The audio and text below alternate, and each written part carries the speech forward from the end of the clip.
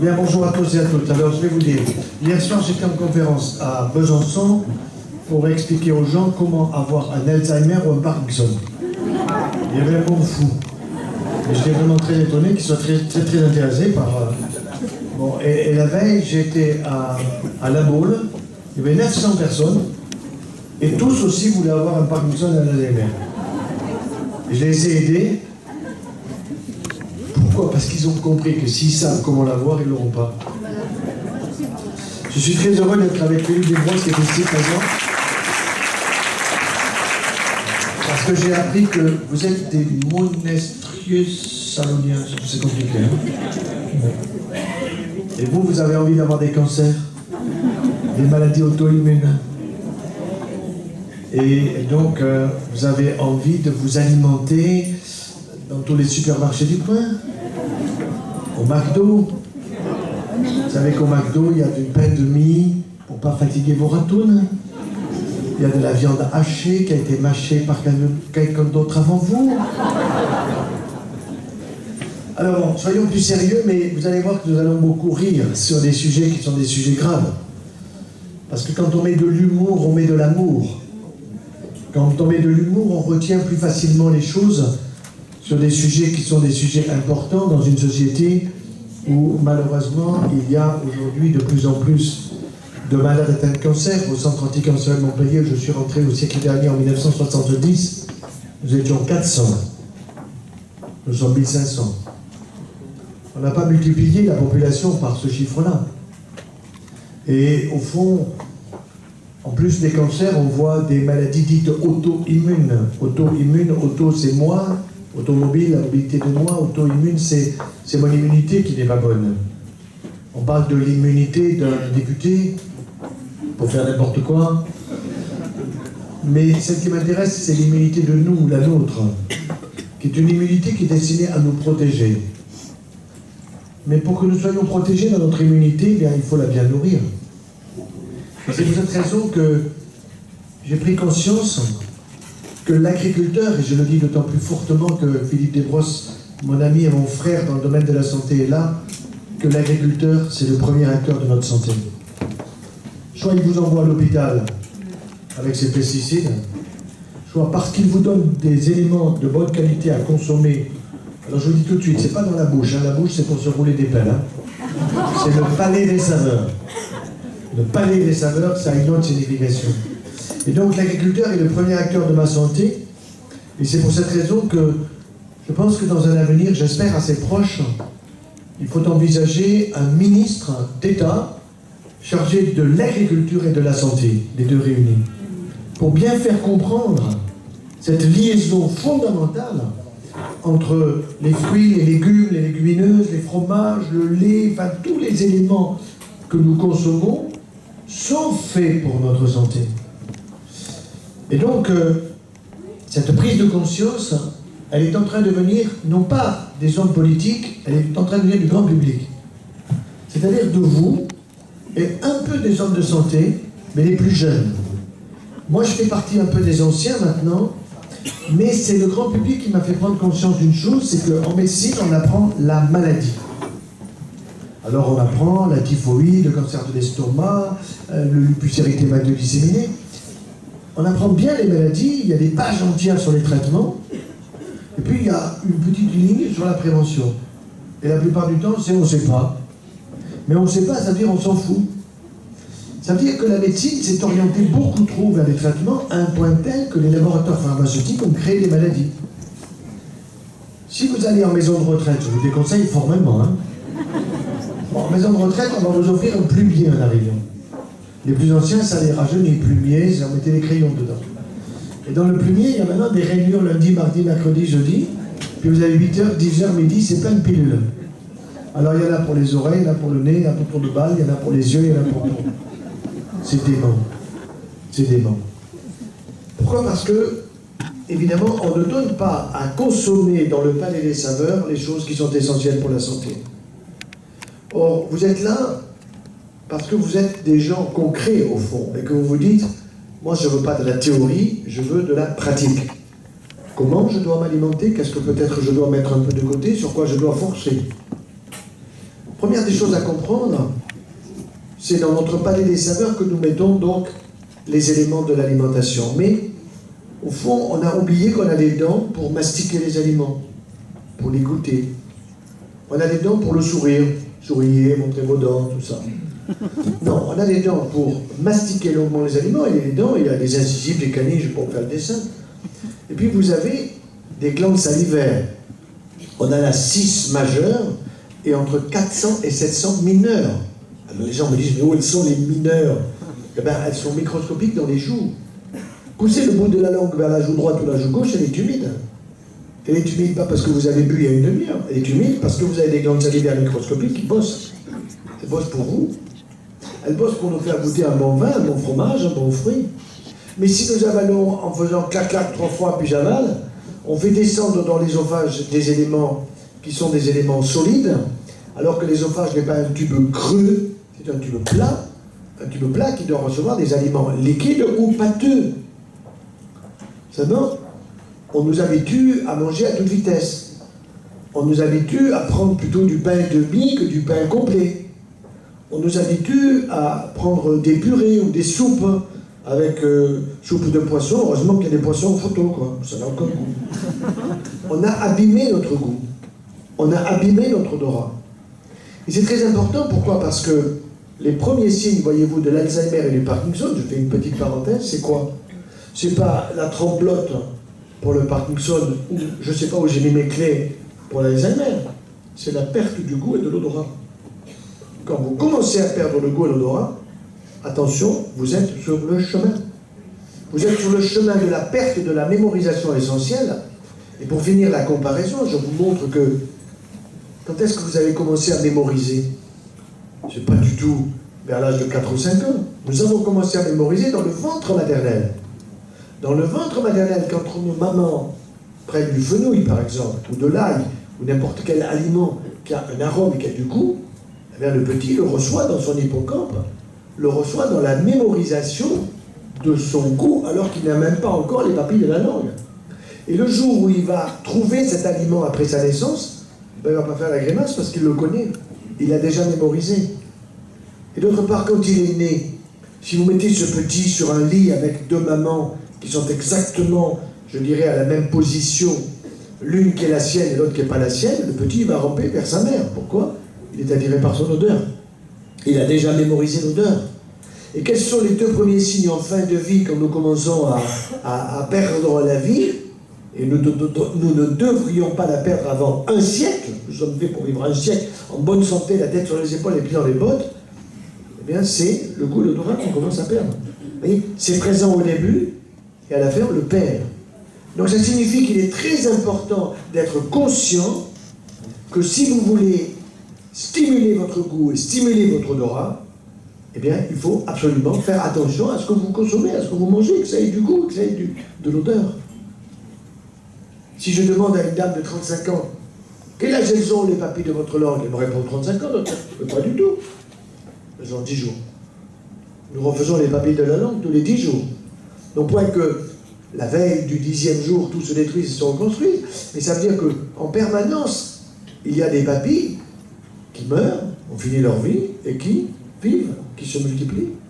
Il y en a qui ont des formes de petits filaments, les autres de petites feuilles, les autres de petites couronnes, les autres de petits champignons. Mais c'est génial si vous voyez ça, pas au microscope avec une loupe assez forte, c'est fabuleux. Et c'est destiné à notre bonheur, c'est destiné à notre plaisir. Les glandes salivaires macroscopiques, ici, les parotides, les sous-maxillaires et les sublinguales, elles fabriquent en salive 3 bouteilles comme ça, 1,5 litre. Mais si vous ne mastiquez pas, à la piscine, vous flottez. Vous avez le gazogène qui fonctionne. Oui, par le haut, par le bas, on vous suit à la trace. C'est la pétarade assurée. Mais ça se voit chez les gens constipés. Vous êtes à la gare ou à l'aéroport, mais moi je le vois, à la tête des gens. Moi je suis constipé, je suis la lettre, je sais plus. Et alors à la télévision des hommes politiques, je ne vous dis pas. Et donc, qu'est-ce qu'il faut leur dire? Eh ben, il faut que nous sachions que, on va mastiquer longuement les aliments, véritablement les goûter, ça veut dire aller vers une agriculture biologique ou biodynamique. Mais attention, c'est pas le miel de Chine. c'est pas les figues de Turquie, c'est de proximité. De proximité. Ça veut dire qu'il faut qu'il y ait de l'humanité dans cette proximité, et donc il faut être ami avec le producteur de proximité, qui vous donne, je sais que chez vous, vous avez du bon fromage de chèvre. Je sais que vous avez aussi des bons vins. Oui. Vous n'avez pas besoin d'aller à Bordeaux. Vous avez ce qu'il faut ici. Bon. Donc, dans chaque région française, il y a véritablement une terre qui nous apporte ce qui est bon pour notre santé. Dans la mesure où cette terre n'est pas abîmée par une agriculture productiviste qui n'a qu'un intérêt, c'est de dire aux paysans, tu es un paysan. Tu es un paysan, ça veut dire, je vais t'expliquer, moi je suis ingénieur avec un costume 3 pièces, une cravate, un nœud papillon, je vais t'expliquer ce qu'il faut faire. Et le paysan, bon, il dit, moi j'ai pas fait d'études, mais pourtant il sait des choses de son arrière-arrière-grand-père de 4 générations, et des choses qui sont justes. Voilà. Mais aujourd'hui, le paysan est en train de reprendre ses droits. Et l'ingénieur est en train de s'écraser. Parce que c'est lui, l'ingénieur, qui est responsable de toutes les cochonneries qu'on nous fait consommer aujourd'hui. Alors, parmi les aliments que nous avons et qui nous ont proposés, on va essayer de voir quelles orientations il faut prendre. Il faut d'abord orienter notre alimentation vers plus de végétal et moins de produits animaux. Attention, je ne dis pas qu'il faut devenir un végétalien, un vegans. Les végétaliens, ce sont parfois, je dis, des talibans du végétal, des emmerdeurs. Ils sont fatigués, ils sont anémiques, ils ont la libido dans les chaussettes, ils n'arrivent pas à faire d'enfants. Si, parce qu'on peut être végétalien une année, mais au bout d'une année, on commence à être anémique. Le végétalien pur, qui ne prend que du végétal, jamais d'œufs de cocotte, jamais de fromage de chèvre ou de brebis, celui-là, il tient une année parce qu'il a des réserves. Mais au bout d'une année, les réserves s'épuisent. Et à ce moment-là, il devient anémique, fatigué, etc. Alors il vous dit, je suis toujours végétalien, mais je commence à prendre des œufs de cocotte. Je prends un peu de fromage. Et oui, il ne l'est plus. Il a une organisation végétarienne. Ça, c'est la vérité. Le Vegans, si vous voulez, il y a un film qu'il vous faut regarder, qui est très beau, qui s'appelle Hungry Hearts. C'est un film qui a un titre anglais qui signifie « cœurs affamés ». Ils n'ont pas trouvé une bonne traduction française. Mais l'histoire est intéressante. C'est un couple qui fait un bébé. Et puis la maman, le mari ne le sait pas, la maman elle est végane, donc le bébé est né, et la maman ne veut pas, absolument pas que son petit prenne le moins de produits animaux. C'est-à-dire qu'il a du lait végétal, mais il n'a pas du lait animal, il n'a jamais des œufs, et il est complètement enfermé, et ce gosse va dépérir, ça va finir d'une manière très dramatique. Mais le film est intéressant parce qu'il permet de réfléchir sur les excès des alimentations, vous voyez. Donc, orientation végétarienne. Végétarienne, ça veut dire plus de végétal que de produits animaux. Et alors, dans les produits végétaux, qu'est-ce qu'il y a? Des fruits, des légumes et des légumineuses. Les fruits, une dame me disait, docteur, moi je fais à mon mari tous les soirs des petites pommes au four avec beaucoup d'amour. Je dis, madame, vous serez veuve avant tout le monde. Ah bon, il faut que je fasse une compote encore plus vite. Et pourquoi? Parce qu'elle est en train de fusiller tous les éléments qu'il y a dans la pomme. Elle fusille les vitamines, les minéraux, et elle lui donne que du sucre. Ça lui permettra d'avoir un diabète de type 3, c'est-à-dire un Alzheimer. Voilà. Non mais c'est ça l'Alzheimer, c'est le diabète type 3 pour les Américains. Le 1, c'est génétique, le 2, c'est la bouffe, et le 3, eh bien, c'est en route vers, tout simplement, un cerveau de veau. Donc, si vous voulez avoir un cerveau de veau, je vais vous expliquer. Alors, nous allons avancer dans cette orientation végétarienne, j'ai dit des fruits. Pourquoi des fruits? Parce que dans le fruit, vous avez le meilleur sucre pour notre organisme. C'est le fructose. Et quand un gosse à l'école me dit, je passe beaucoup dans les écoles, me dit fruit biose, je lui mets 20 sur 20. Parce qu'on devrait l'appeler le fruit biose, parce que c'est le meilleur sucre du fruit. Fruit biose, ose, fruit. Et là-dedans, évidemment, il faut en consommer 4 à 5 à 6 par jour. Moi, ce matin, j'ai pris 2 kiwis, j'ai pris 2 pommes, et tiens, je viens de prendre 2 figues en arrivant, vous voyez. Et en arrivant à Montpellier, ce soir à minuit, je vais prendre mes 2 œufs à la coque, c'est sûr, et je prends encore un fruit. Et je vais bien le mastiquer, et je vais me régaler. J'ai pris des figues, je pense, de chez vous, qu'est-ce qu'elles sont bonnes, c'est fabuleux. C'est extraordinaire. Bon, donc ça c'est très important, pourquoi? Parce que dans le fruit, vous avez le bon sucre, vous avez des minéraux, vous avez de l'eau. Vous savez, quand il y a eu, par exemple, la canicule, on a dit acheter des brumisateurs. Ils sont tous en train de mourir, alors il faut leur donner de l'eau. Mais non, il faut leur dire manger des fruits. Parce que dans le fruit, vous avez 70% de flotte. Vous avez des minéraux, vous avez des oligo-éléments. En plus, c'était l'été. Donc il fallait leur donner des brugnons, des pêches, il fallait donner ça à tout le monde. Voilà. Donc dans le fruit, vous avez le sucre, l'eau, les minéraux et les fibres. Les fibres qui vont vous permettre de fabriquer les probiotiques. Et ces fibres sont absolument essentielles parce que, arrivées dans notre tube digestif, elles vont nous permettre de fabriquer des vitamines. Sans blague. Ah, mais je vais chez le pharmacien chercher les vitamines. Bon, mais dites-lui bonjour, mais vous êtes capable, vous, de les fabriquer, les vitamines. Savez-vous que l'abeille fabrique de la vitamine C? Elle fabrique de la vitamine C à partir de ce qu'elle mange. Et que dans le miel, il y a de la vitamine C, il y a des acides aminés. C'est pour ça que je donne des conférences sur les produits de la ruche qui sont fabuleux pour notre santé. Les produits de la ruche. Seulement, avec l'agriculture productiviste, ils nous les flèguent, les abeilles.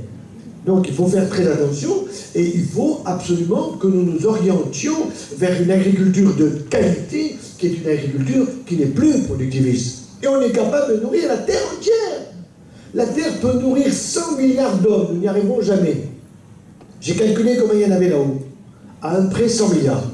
Oui, à un près. Bon, je m'amuse en disant ça, mais simplement pour vous dire que nous sommes faits vraiment pour vivre en bonne santé. Or, ce qui est inquiétant aujourd'hui, c'est justement les différentes pathologies que nous observons. Donc, dans les fruits, vous avez bien retenu, il y a le bon sucre, fructose, fructose, il y a de l'eau, il y a des minéraux, il y a des fibres, bien sûr. Alors, vous allez me dire, il y a des pesticides. Le jeune qui m'a amené tout à l'heure, il m'a dit, moi, quand je prends une pomme, je ne suis pas bien. Je dis, mon cher ami, parce que vous prenez une pomme qui n'est pas bio, et parce que ce que vous devriez faire, c'est quand vous allez vous coucher, où votre cerveau va se mettre au repos et va classer les différents dossiers de la journée, eh bien vous allez mettre la pomme dans de la bonne eau, et la pomme, pendant que vous allez dormir, elle va travailler, elle va libérer ses pesticides, et 80% des pesticides de la pomme passent dans la flotte. Et la flotte, vous n'en servez pas pour arroser les plantes, elle va aux chiottes, c'est tout ce qu'elle mérite. Parce qu'elle contient des pesticides. Et le reste des pesticides que vous allez consommer, vous allez les faire disparaître par la transpiration. Donc, activité physique qui fait transpirer. Si vous gardez le cul dans le fauteuil 3h50 par jour, comme la plupart des Français pour regarder la télévision, vous allez faire de l'ostéoporose.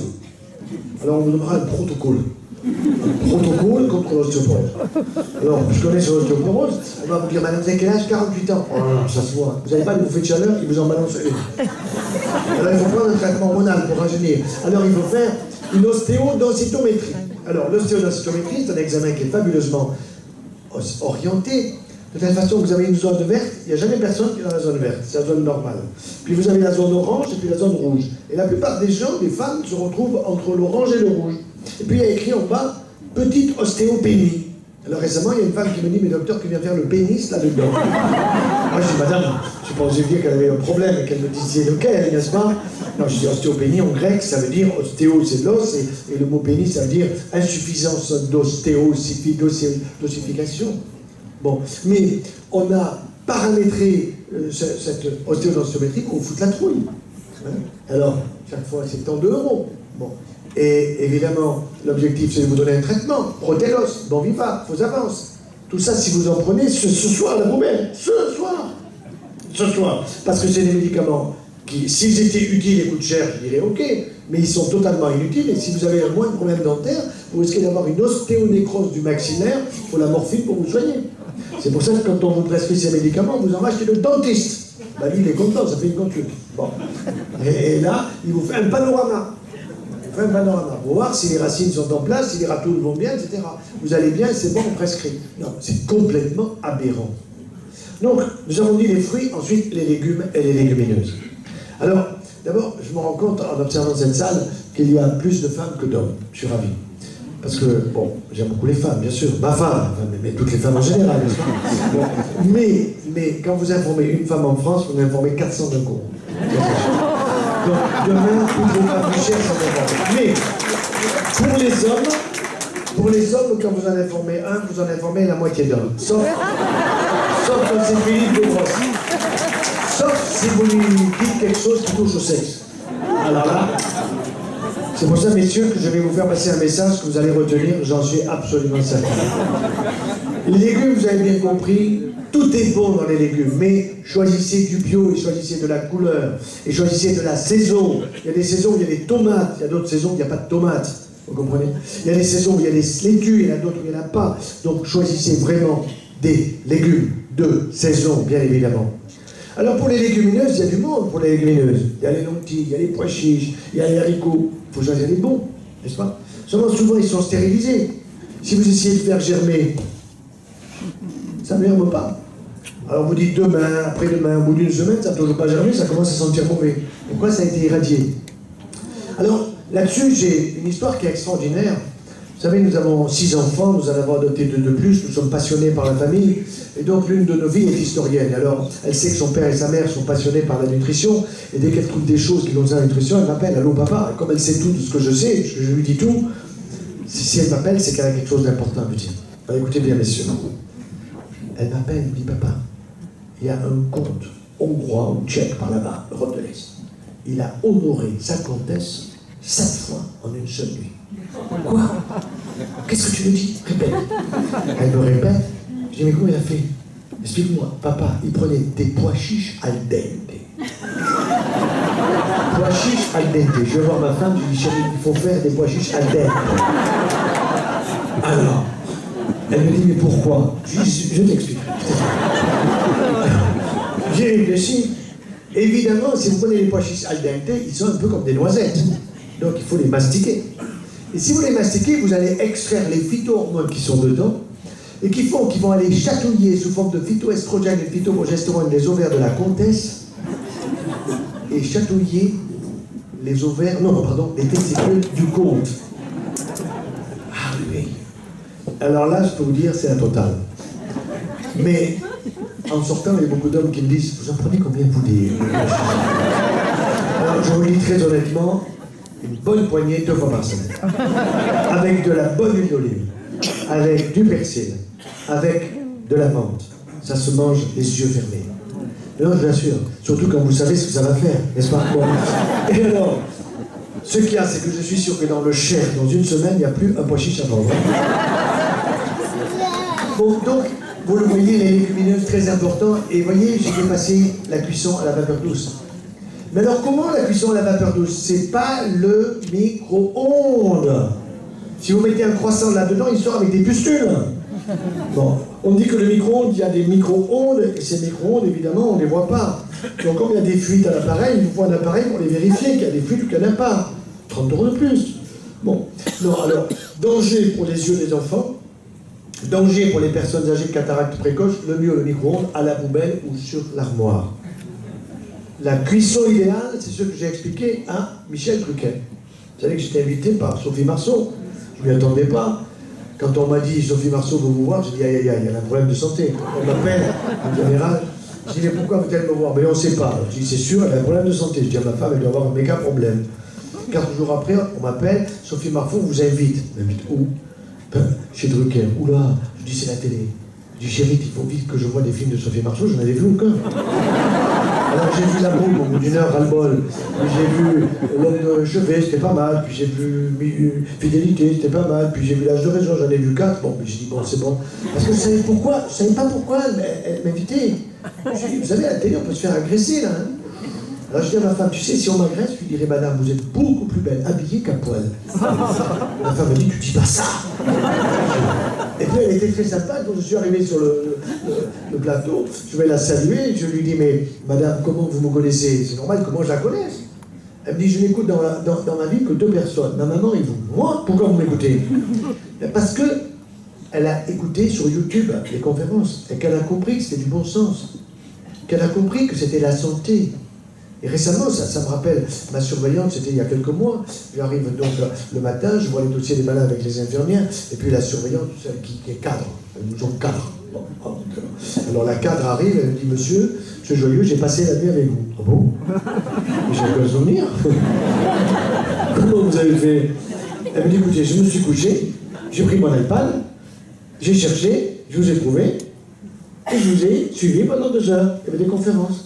Parce qu'on enregistre mes conférences, je vois qu'on enregistre, ben, tant mieux, et puis ça circule gratuitement, et je suis très content. Pourquoi? Parce que je souhaite que ça diffuse, tout simplement. Donc les fruits, les légumes, les légumineuses, mais alors vous allez me dire, et on arrose avec quoi tout ça? Ben, avec de l'huile d'olive, avec un peu d'huile de colza, parce qu'il y a des oméga 3. Et les oméga 3, c'est quoi? Ce sont des acides gras essentiels que vous trouvez dans cette huile, mais qu'il ne faut pas faire cuire, l'huile de colza. Un peu d'huile d'olive, c'est la seule qu'il faut faire cuire, mais vous avez les oméga 3 dans les poissons et les fruits de mer. poissons et fruits de mer. Mais il faut en consommer davantage. Avant, il y avait une habitude religieuse qui disait tous les vendredis. Et maintenant, je dirais c'est le mardi, le jeudi, le samedi, par exemple, ça va être égal. Parce que vous avez les oméga 3 indispensables pour le fonctionnement du système nerveux central. Parce que les oméga 3 sont indispensables pour que nos filaments nerveux, qui sont entourés de myéline. La myéline, c'est à la fois du cholestérol et des acides gras, je simplifie, hein, des acides gras comme les oméga 3. Et bien, cette myéline permet la conduction de l'influx nerveux. Quand je décide d'attraper mon verre, je l'ai décidé. Mais imaginez que je le décide et que je ne peux pas, que mon bras n'obéit pas. Si mon bras n'obéit pas, c'est quoi? C'est peut-être une sclérose en plaques qui démarre. Vous voyez? Si je suis en train de marcher et que tout d'un coup ma jambe droite ne m'obéit pas, elle ne veut pas avancer, c'est que peut-être je démarre une sclérose en plaques. Et d'où vient cette sclérose en plaques? Ça vient tout simplement du fait que la myéline, qui est le produit qui entoure le filament nerveux, un peu comme pour l'électricien, vous savez, le plastique jaune, rouge ou vert qui entoure le fil électrique, eh bien, il y a une démyélinisation. Et cette démyélinisation, c'est parce que je mange mal, parce que j'irrite mon corps, parce que j'apporte à mon corps des choses qui ne sont pas bonnes. Alors je vais insister sur 2 points maintenant. Attention, vous n'allez pas sortir quand vous êtes rentré. Je vais vous parler des produits laitiers et je vais vous parler du gluten. Quel est le meilleur de tous les produits laitiers? C'est évidemment le lait de la maman pour son bébé. Mais bien sûr. Dans le lait de la maman pour son bébé, vous avez la quantité de calcium qui est nécessaire pour que cet enfant, en une année, il prenne 5 kilos. Dans le lait de la maman pour son bébé, vous avez des éléments qui font qu'on n'a pas besoin de le vacciner. Et ça, Madame la Ministre, elle n'a encore rien compris. Je le jure. Elle me poursuit, elle m'emmerde, mais ça me fait... Parce qu'elle ne mourra pas. Elle ne mourra pas. Parce que je l'expliquerai, Madame, vous avez 2 glandes mammaires, je ne veux pas les voir, mais je t'imagine. Mais certainement que si vous attendez un bébé, vous avez du bon lait.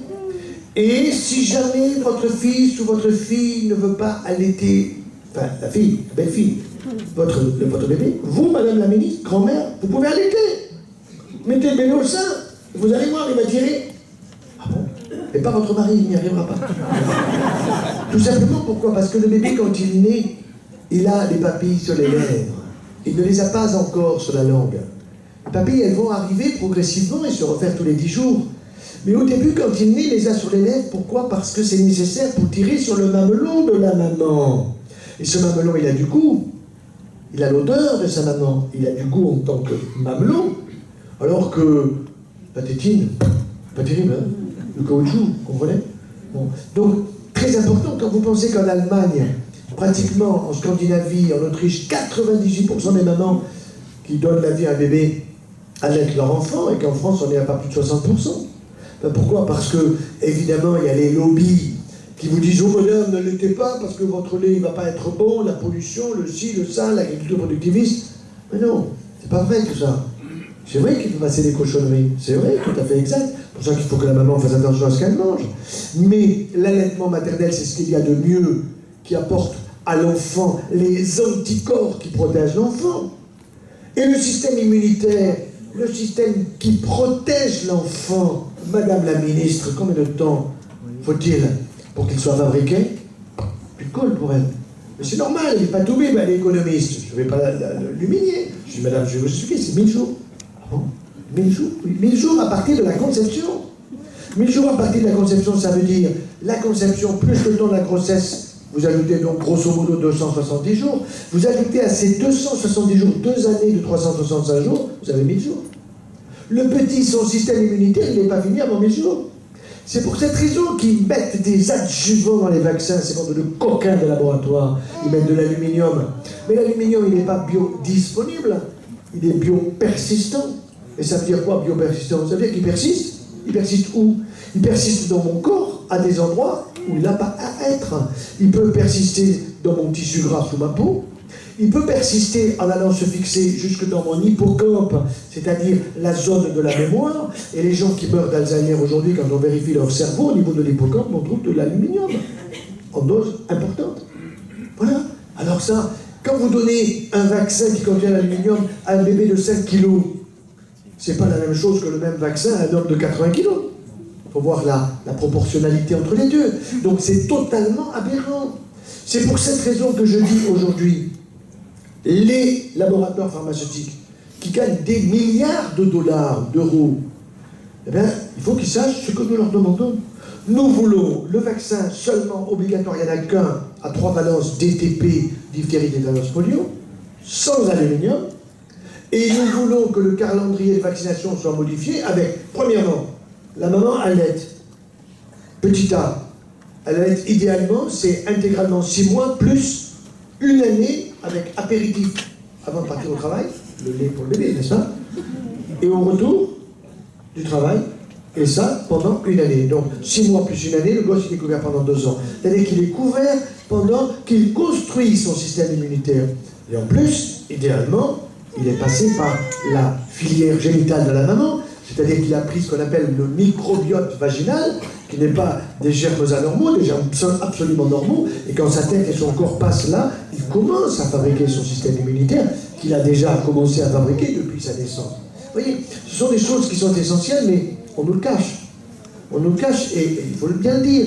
Même j'ai vu encore récemment des pédiatres, 3 ou 4 pédiatres, quand je leur ai dit c'est quand le système immunitaire de l'enfant, quand est-ce qu'il est fait? Ils me répondent, à la naissance il est fait. Comment il est fait à la naissance? Et pour qu'il soit fait à la naissance, il faudrait qu'il y ait des matières dans son tube digestif. Alors il ferait caca dans le ventre de sa maman? Pas possible ça, hein? Il peut faire pipi, mais c'est des urines qui sont totalement stériles pour augmenter ou pour réduire le liquide amniotique dans le ventre de la maman. Ça, c'est tout à fait exact. Ce sont des urines totalement stériles. Eh bien, ce sont des pédiatres qui ne savaient pas ça. Je dis, mais messieurs, vous poussez à la vaccination des enfants en disant il faut les protéger contre ceci, contre cela. Attention, vous leur balancez les maladies. Vous stimulez un système immunitaire qui n'est pas prêt. Et à ce moment-là, qu'est-ce qui se passe? Eh bien, vous créez des suractions. Il y en a une, par exemple, qui est tout à fait typique, qui s'appelle le PTI. P, ça veut dire purpura, T, thrombopénique, I, idiopathique. Idiopathique, ça veut dire qu'on ne sait pas la cause. P, purpura, ça veut dire que le gosse, il a des petites suffusions hémorragiques sur les membres supérieurs et membres inférieurs, il n'a pas assez de plaquettes. Au lieu d'avoir 250 000 plaquettes dans son sang, il peut en avoir 50 000 ou 30 000, donc il n'est pas bien. Donc il a un purpura thrombopénique, ça veut dire qu'il n'y a pas assez de plaquettes.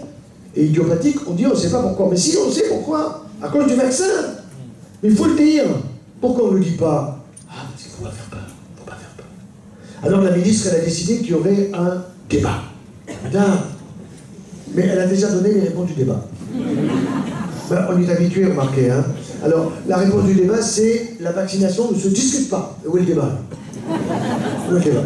Bon, j'ai demandé à débattre. Bon, je pense que j'aurai droit à débattre. Je passe, par exemple, sur RTL avec Calvi, lundi à 8h du matin. Bon. Et on m'a dit, vous aurez un tel en face de vous. Ben, génial, je sais qui c'est. C'est un de mes élèves, il est à fond pour les vaccins, évidemment. Il est lié au labo, et il est lié, deuxièmement, on va y venir, aux produits laitiers. Un produit laitier, le lait de la maman, vous avez compris. Hein. Même la grand-mère peut allaiter. Hein. Moi, j'ai dit à mes belles-filles, 3, et à mes filles, 3, si vous n'allaitez pas nos petits-enfants, ma femme s'en occupe. Ça marche très bien. Ça marche très bien. Parce que, évidemment, la belle-fille, pas question que la belle-mère, elle nourrisse son petit. Donc, c'est très important à savoir. Alors maintenant, il y a les laits végétaux et des laits animaux. On va commencer par les laits animaux. La vache, la chèvre, la brebis, la chamelle, la jument. Récemment, j'étais dans la région parisienne, et une dame est venue me voir en me disant que le mieux, c'est la chamelle. Bon, vous avez des chameaux et chamelles dans votre jardin, vous évidemment, elle était d'origine marocaine, j'aime beaucoup ce pays, c'est un pays fabuleux, mais on n'est pas au Maroc. Hein. Les chamelles, je n'en ai pas vu à Paris encore. Bon. Donc, il nous reste donc la vache, la chèvre, la brebis. Alors, la vache, elle donne son lait pour qui? Pour le veau, bah oui. Le veau, en une année, il prend 365 kilos. Le petit humain, 5. Le veau, donc, il prend 1 kilo par jour. Et avec le lait de sa maman, il se construit un magnifique squelette, mais il est aussi con un an après quand il est né. D'accord? On n'a jamais essayé de lui donner le lait d'une maman humaine. Il faudrait peut-être à parler, ça, je ne sais pas. Mais il ne l'en dirait pas. Il ne l'en dirait pas. Pourquoi? Parce que dans le lait de la vache, pour son veau, il y a des facteurs de croissance. Et ces facteurs de croissance pour le veau, ils sont au nombre de 3. Alors que dans le lait de la maman pour son bébé, il y a 7 facteurs de croissance neurotrophiques pour le cerveau du bébé. qui construisent le système nerveux central de l'enfant, qui va se mettre à parler, qui va être adroit, qui reconnaît, qui commence à jouer le bleu, le vert, etc. Alors que le veau, il a, dans le lait de sa mère, des facteurs de croissance qui sont extrêmement importants, évidemment. Il y a 3. Alors je vous les donne en anglais, mais je vous traduis parce que c'est très simple. Vous avez le premier, il s'appelle épidermal, l'épiderme. Épidermal, growth factor, facteur de croissance de l'épiderme, c'est-à-dire qui permet la croissance de l'enveloppe de l'animal. D'accord? Épiderme. Bon. Ensuite, vous avez le deuxième, c'est insuline, growth factor, facteur de croissance insulinique, qui permet la croissance, je dirais, de l'intérieur de l'animal, du pancréas, du foie, etc. Bon. Et puis vous avez le troisième qui s'appelle TGF, Transforming Growth Factor, TGF, qui lui permet la transformation des muscles, des articulations, des tendons de l'animal. Le problème, c'est qu'autrefois, souvenez-vous, nos mamans faisaient bouillir le lait. Moi, je me souviens, mon papa, il nous amenait à l'école, et avant d'aller à l'école, on passait chez le vacher. Et quand on a commencé à grandir, il restait dans la voiture, on allait prendre le pot au lait, et puis on le remettait dans la voiture, il nous laissait à l'école, il revenait à la maison, il faisait bouillir. Et quand on faisait bouillir le lait, il y avait la crème épaisse. Et cette crème épaisse, on en faisait des bonnes choses, des gâteaux, etc. Mais c'était des facteurs de croissance dont les formules chimiques étaient explosées. Ils n'étaient plus actifs. Vous comprenez? Ils n'étaient plus actifs. Or aujourd'hui, l'industrie des produits laitiers, qu'est-ce qu'elle a fait? Elle a dit il faut simplifier la chose. Donc, on ne peut plus avoir la vache dans son jardin ou dans son village ou dans sa ville. Donc, on fait acheter ultra haute température. Ça veut dire 130 à 140 degrés 3 secondes. Vous détruisez les germes, effectivement, vous stérilisez le lait, mais vous ne détruisez pas les facteurs de croissance, parce que ces facteurs de croissance sont des molécules chimiques très puissantes. Elles sont ce qu'on appelle des ponts disulfures. Une molécule de soufre, une autre molécule de soufre. Vous les réunissez par un pont, et dans le TGF, par exemple, vous avez 9 ponts. Dans le GF, vous avez 3 ponts. Dans le GF, vous en avez 4. Et pour détruire ces ponts, vous faire bouillir. Alors vous allez me dire que j'ai compris, je vais faire bouillir le lait. C'est trop tard. Malheureusement, c'est trop tard. Et d'ailleurs, si vous essayez, vous verrez, vous avez une fine couche très très fine, style papier à cigarette, et ce qu'on ne sait pas, j'ai saisi l'ANSEM de ce côté-là pour le savoir, mais ils ne m'ont pas donné les réponses, c'est si on ne renforce pas ces facteurs de croissance. Or, moi-même, en tant que chirurgien et cancérologue, je les connais bien, ces facteurs de croissance, puisque les nouveaux traitements de la cancérologie sont des anti-facteurs de croissance. Donc d'un côté, je dis, ne vous inquiétez pas, mangez-en, régalez-vous. Et d'un autre côté, si vous avez un cancer, ne vous inquiétez pas. Un journaliste important de la région parisienne avait appelé il y a quelques années parce qu'il avait une tumeur particulière dans son estomac qui était grosse comme une orange à peu près, qui s'appelle un GIST, G-I-S-T, Gastro-Intestinal Stromal Tumor. C'est un cancer où il y a 20 ans, on mourait en 6 mois. Maintenant, on guérit. Comment on guérit? On guérit grâce à un traitement qui est un antifacteur de croissance spécifique de cette tumeur.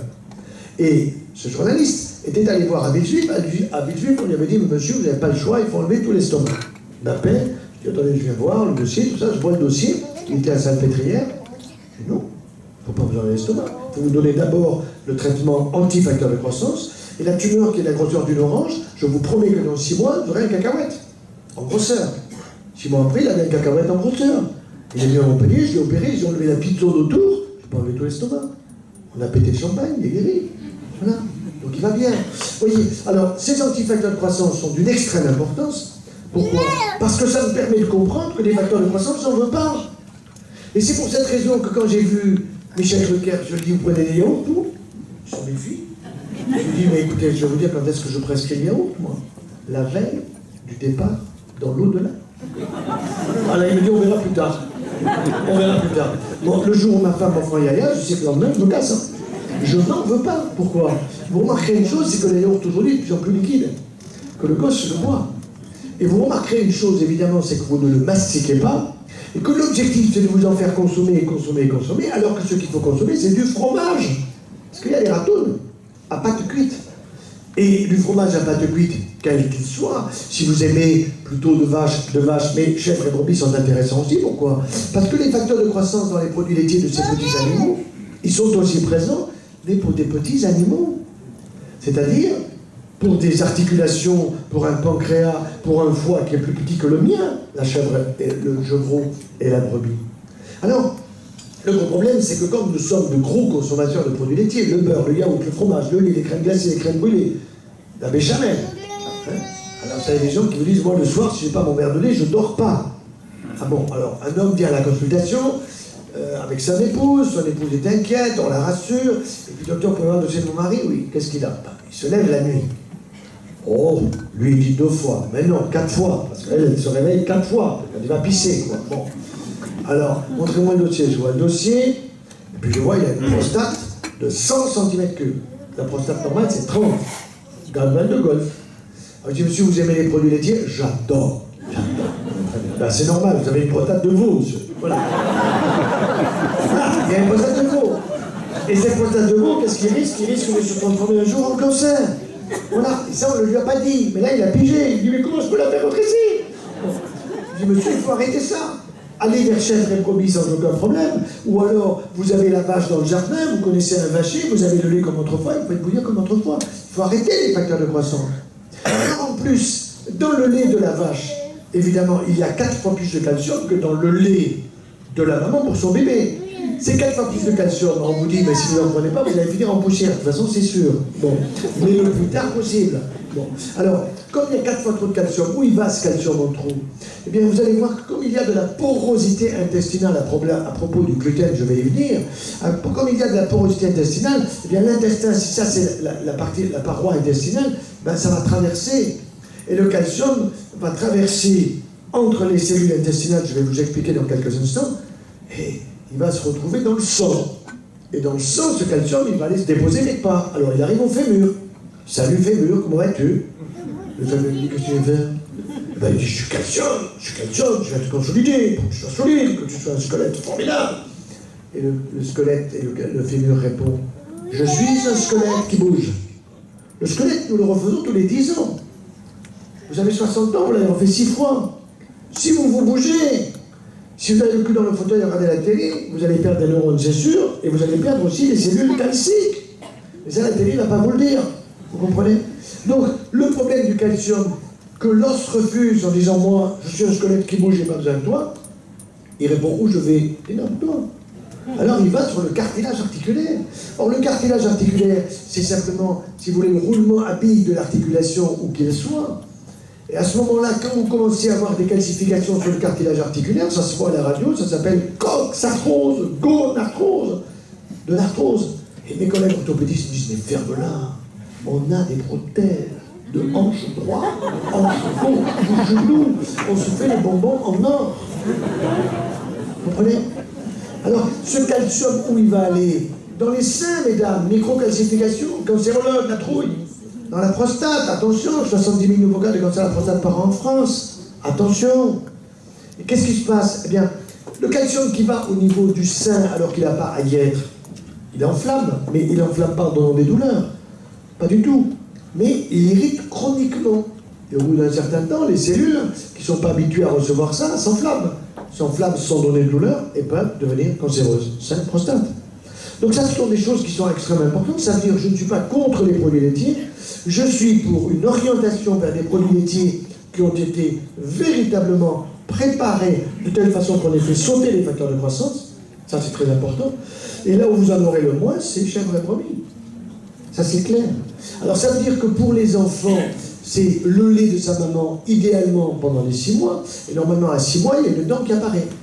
Je me souviens que lorsque notre fille est née, notre première petite fille, nous avons 13 petits-enfants, et notre première petite fille s'appelle Agathe. Bon, alors Agathe, eh bien, elle avait 6 mois, notre fille nous appelle Papa, Agathe a une dent.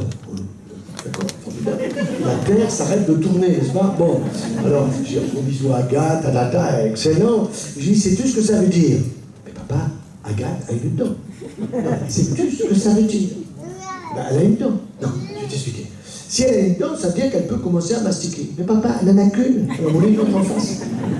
Dis non, ça veut dire qu'elle commence à avoir les papilles sur sa langue. Elle est en train de perdre les papilles tout simplement sur ses lèvres. Elle a la dent qui apparaît et elle est en train de te signifier qu'elle peut. Donc tu sais, c'était l'hiver, tu vas peler demain de la part de ma pomme, moi le papyri, il m'appelle papyri les petits enfants, tu vas lui peler une petite tranche de mandarine. Et tu vas lui mettre sur les lèvres et tu m'appelles après pour me dire ce que ça fait. Lendemain, allô papa? Agathe a horreur des mandarines. Comment tu sais ça? Ah, j'ai fait comme tu m'as dit, je lui ai mis la petite truc sur les lèvres. Elle a fait une grimace. Décris-moi la grimace. Elle a fermé les yeux, elle a foncé les sourcils. Mais elle se concentre. Elle se concentre. Elle se dit, c'est quoi ça? C'est nouveau pour elle. Elle n'a jamais eu. Elle adore les Bulgaries, bien sûr. Vous comprenez? Donc, ça veut dire que ce sont des choses tellement simples que je voudrais qu'on dise à la télé à la place de tartines dont on n'a rien à foutre. Après 20h30, vous savez, vous avez des publicités complètement débiles. Et moi, je me souviens, quand j'étais petit, mon père nous avait amené voir, souvenez-vous, le nez de Marceau. C'était un type génial. Il ne disait rien, il était grimé, et avec des gestes, avec ses yeux, ses oreilles, machin, il bougeait, il nous expliquait les choses sans dire un mot. Ah ben c'était formidable. Eh bien, j'ai vu des élèves du Nez Marceau et je leur ai dit, ben voyez, moi je vais essayer d'obtenir qu'on vous fasse passer 1 minute 60 secondes à la télé après les nouvelles, parce qu'on n'a rien à foutre des publicités. Ça ne nous apporte rien. Bon, le problème c'est qu'il faut payer. Ah je dis non, ça c'est les députés qui vont voter. Alors vous allez voir les uns de droite, ils sont d'accord, puis après ils sont à gauche, ils sont d'accord, souvent les autres ne sont pas d'accord. Enfin bon, c'est le bordel intégral. Vous n'obtenez rien, mais tous, ils vous baissent la main en disant vous avez raison, ça n'avance pas. Bon. Donc, ce sont des choses qui sont extrêmement importantes et des messages de santé essentiels. Et je viens maintenant sur le pain. Le pain, je pleure. Le froment, le bon pain de chez nous. Nous sommes en train d'avoir aujourd'hui à peu près 1% à 1,5% de la population qui a ce qu'on appelle une allergie au gluten. Allergie, ce n'est pas intolérance. Allergie avec des risques de ce qu'on appelle une maladie cœliaque. Laquelle maladie cœliaque, après tant d'années d'évolution, peut donner un lymphome, c'est-à-dire un cancer au niveau du tube digestif. Et donc, les personnes qui sont allergiques au gluten, il n'y a aucun doute, c'est terminé pour eux.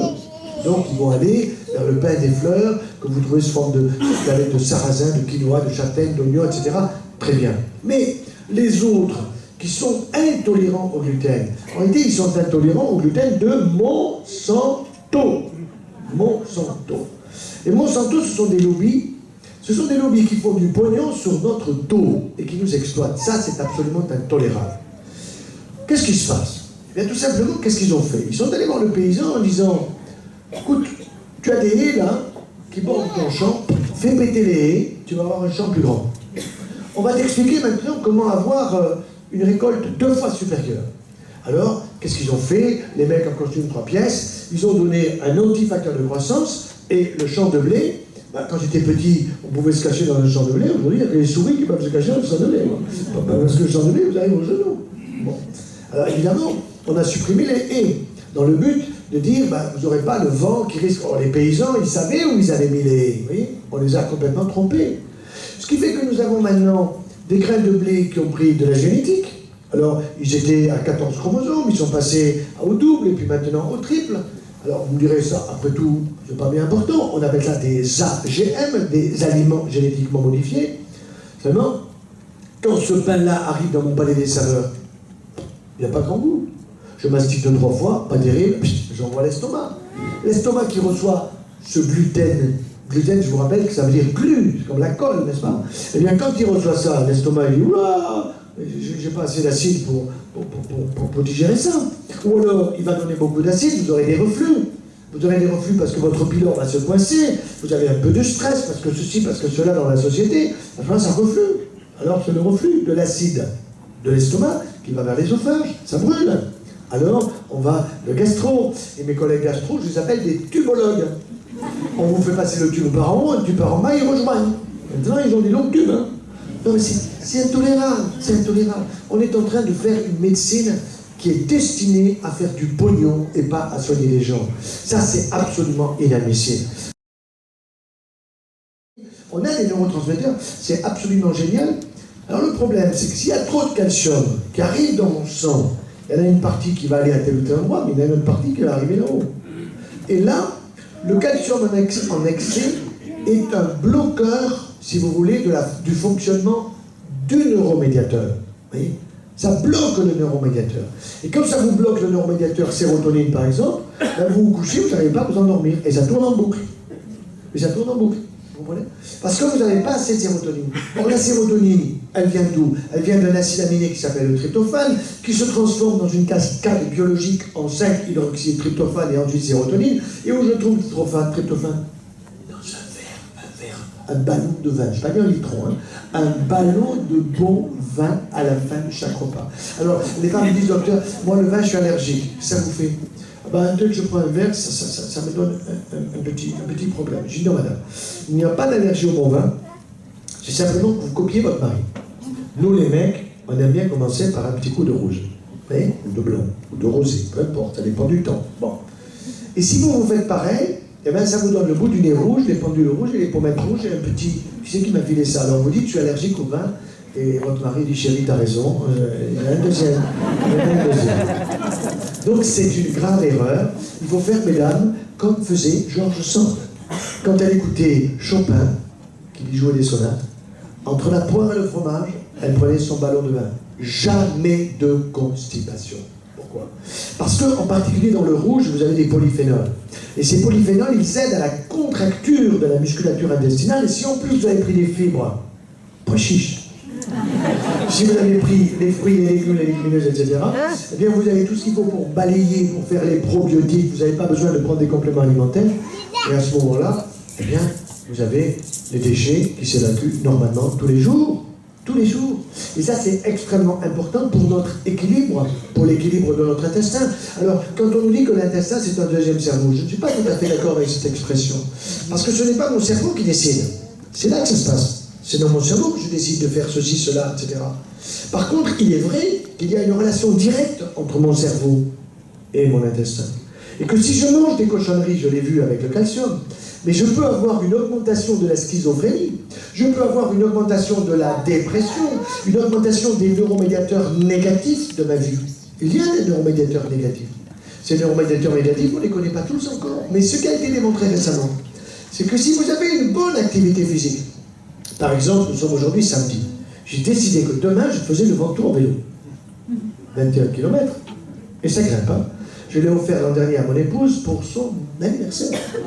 Ah. Je dis, chérie, pour ton anniversaire, je t'offre le Ventoux en vélo. Elle me regarde. Elle me dit, pour mon anniversaire, tu m'offres le Ventoux en vélo. Je dis, chérie, tu vas avoir des souvenirs fabuleux. Et puis, dans le contrat de mariage, j'ai écrit qu'on fait tout ensemble. Elle l'a fait. Elle l'a fait. Après, je lui ai offert, comme on fait toujours, une petite bricole qu'on met par là, ça ne s'en souvient même pas. Hein. Par contre, le Ventoux, elle n'a pas un tout bon. Mais oui, mais parce que ça nous a fait un bien fou. Toutes les heures, on entend le cœur qui bat, on s'arrête, on prend des noisettes, des figues sèches, un coup de flotte, tout ça. Et puis on arrive au sommet, mais alors on est content, on a une espèce de fierté. Et qu'est-ce qu'on a découvert récemment? C'est pas moi qui l'ai découvert, c'est les collègues australiens qui l'ont découvert. C'est que quand vous avez une activité physique, avant de partir, vous n'avez pas vraiment envie d'y aller au Ventoux. Vous n'avez pas vraiment envie. Bon. Mais vous avez dit, hier, j'ai décidé, et on y va. Bon. Eh bien, quand vous avez fait déjà une petite demi-heure à pédaler, les neuromédiateurs de l'angoisse, de la jalousie, de la méchanceté, de la peur, de ci, de ça, ils se transforment en neuromédiateurs de l'imagination, de la simplicité, du bonheur, de la joie, du partage. C'est fabuleux, vous comprenez? C'est fabuleux tout ça. Et ça, ce sont des choses qui sont essentielles. Pourquoi? Parce que quand vous avez cette activité physique, vous allez faire bosser vos muscles. Très important. Vous allez réduire votre gras. Et vous allez en même temps entretenir votre système osseux. Mais alors, d'où il vient le gras quand il y a du gras? Ben, il n'y a pas que du gras, il vient du trop de sucre. Ah bon? Ah, avec du sucre on fait du gras? Ben oui, je vais vous expliquer comment notre organisme est absolument génial. Avec 2 grammes, il fait 1 gramme. 2 grammes, vous faites 1 gramme? Comment faites-vous? Ben oui, ça pèse 2 grammes, mais ça va peser qu'1 gramme. Eh ben oui. 1 gramme de sucre égale 4 calories. 2 grammes de sucre, 4 calories. 8 calories, pardon. Si vous ajoutez une toute petite calorie aux 2 grammes de sucre, vous en avez 9. 9 calories, c'est 1 gramme de gras. Notre organisme est capable de transformer les 2 grammes de sucre en 1 gramme de gras, mais où? Dans mon foie. Alors, à la consultation, vous avez Madame Karine, vous demandez de voir le dossier de monsieur. Qu'est-ce qu'il a, votre mari, madame? Il est là, affalé dans le fauteuil, et alors, qu'est-ce qui se passe? Docteur, mon mari est tout le temps fatigué. Mais qu'est-ce qu'il fait? Rien. Ça, c'est génial. Alors, je sais ce qu'il a, celui-là. Alors, elle me dit, voilà, je vais faire un examen, et on a fait l'échographie, on a fait le scanner. Alors, le monsieur, lui, il est fatigué, vous comprenez? Il a lu que la conclusion. Et la conclusion, il a écrit qu'il n'y a pas de tumeur. Je dis, mais laisse le docteur tranquille, tu vois bien qu'il n'y a rien. Elle a tout lu. Elle a lu tout, et elle a souligné au stabilo jaune 2 mots. Stéatose hépatique. Ça veut dire quoi, docteur? Ça veut dire que, madame, votre mari a le foie gras. Et lui, il vous dit, je ne suis pas une oie. Non, monsieur, vous n'êtes pas une oie, donc vous faites mieux que les oies. Whisky, biscuit. Whisky, biscuit. Alcool, sucre. il fait du gras. Alors que les oies, il faut les gaver, vous comprenez? Et donc il est fatigué avec un taux de gamma GT qui est élevé. Et qu'est-ce qu'il faut faire? Eh bien, il faut l'aider à manger mieux meilleur. Je ne vais pas lui donner un régime. À partir du moment où vous donnez le mot régime, les gens, ils vous suivent 1 mois, 2 mois, c'est fini. Pas d'interdit. Vous allez lui apprendre à manger mieux et meilleur. Et alors, quand vous avez rempli votre foie de gras, on le met le gras, mesdames, vous dans les seins, et nous dans le bassin. Ça s'écrit pas pareil. Alors dans les seins, ça fait, vous me suivez? Et ça se transforme en cancer du sein. Et chez nous, en cancer de la prostate. Donc c'est important que nous ayons cette activité physique dont je vous parle pour faire fondre à la fois la suppression des pesticides, insecticides et compagnie que nous respirons sans savoir, mais aussi faire fondre le gras en trop, stimuler notre élément osseux, et puis faire une musculature de qualité. Vous voyez? Donc on retrouve des choses qui sont extrêmement simples et qui vont nous permettre en même temps d'éviter d'avoir ces neuromédiateurs négatifs qui vont faire que je vais me retrouver un jour avec une perte du goût et de l'odorat qui est le chemin vers le Parkinson ou le chemin vers l'Alzheimer. Hein? L'Alzheimer, c'est les dames, le Parkinson, c'est plutôt les messieurs. Bon, vous voyez, tout ça, ce sont des choses que l'on peut éviter en changeant nos habitudes alimentaires. Et c'est la même chose, cette cohérence est extrêmement importante parce que notre corps, imaginez que je vous donne des conseils nutritionnels en vous disant, ben voilà, vous allez éviter Alzheimer et Parkinson, mais désolé, je vous donne un cancer. Il faut choisir. Bon, ça serait débile. Notre corps est cohérent. Il est parfaitement cohérent. C'est-à-dire que les conseils nutritionnels que vous donnez pour éviter Alzheimer, Parkinson, maladie auto-immune, sclérose en plaques, polyarthrite chronique, etc., ou pour éviter tel ou tel cancer, sont les mêmes pour tout le monde. Pour tout le monde. Donc ça veut dire que c'est la base au niveau de la médecine pour qu'on apprenne à la fois aux pédiatres, à l'autre bout de la vie, aux gériatres, mais aussi aux gastroentérologues, aux gynécologues, aux rhumatologues, aux pneumologues, aux cardiologues, à toutes les spécialités. Seulement le problème, c'est que le cardiologue, il sait où est le cœur, et le poumon, il ne sait pas. Le néphrologue, il sait où sont les 2 rognons, mais l'estomac, il ne sait pas. Parce que c'est pas son boulot. Alors il envoie au gastro, le cas gastro, recevant du néphron, il est obligé d'envoyer en retour au néphron un malade qui n'a rien au rein, mais qui pisse pas clair.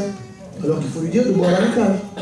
Vous comprenez? Bon, des choses comme ça. Récemment, je voyais un monsieur qui venait me voir en me disant, docteur, il était très fier, moi, je pisse comme de la bière. Ah bon? J'ai dit, ça mousse, monsieur?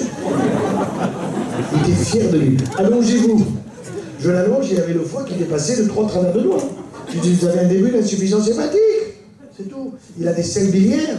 Les urines doivent être claires, pas odorantes, sauf s'il y a des chimiothérapies ou s'il y a des traitements pendant un certain temps. Vous voyez, on a des notions qui sont d'une très grande simplicité et qu'on doit faire passer au grand public. Et c'est pour cette raison que je me bats, que je ferai tous les voyages qu'il faudra et que ma femme est d'accord. Normalement, elle me suit. Bon. Normalement, elle est là pour répondre aux questions, mais là, j'ai pas voulu parce que, vous voyez, il y avait 3 jours assez intensifs. Elle m'a dit, il faut que je passe à la maison, l'aspirateur. Je dis, non, c'est moi qui passe l'aspirateur. Quand je passe l'aspirateur, elle me dit, t'as pas fait les quoi? Bon, alors, écoute. On rigole, vous voyez. Avec mon épouse, il y a beaucoup de complémentarité et de complicité. C'est tellement important. Et puis, j'ai compris une chose, que quand elle comprend pas quelque chose, moi, j'ai compris. Et quand j'ai rien compris, ben, elle a compris. Et souvent, elle comprend mieux que moi, c'est formidable. Bon. Alors, je termine par là. Le problème de la cuisson est essentiel. Hein.